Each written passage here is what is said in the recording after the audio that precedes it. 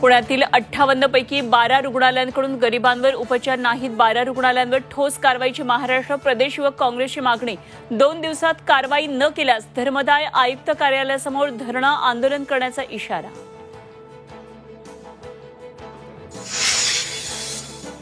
संभाजीराजे छत्रपतींकडून बावनकुळेंची भेट। विविध विकास कामांसंदर्भात दोघांमध्ये चर्चा। संभाजीराजे छत्रपतींची माहिती।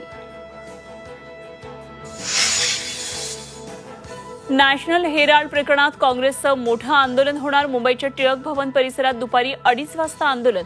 आंदोलनात खासदार आमदार राहणार उपस्थित।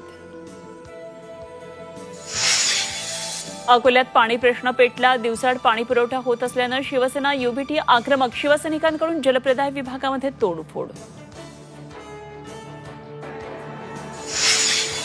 कोल्हापुरात फुटबॉल शौकीनांना मैदानात आणली बकरी। प्रेक्षकांना बकरी आणल्यानं आयोजकांना ठोठावला दंड।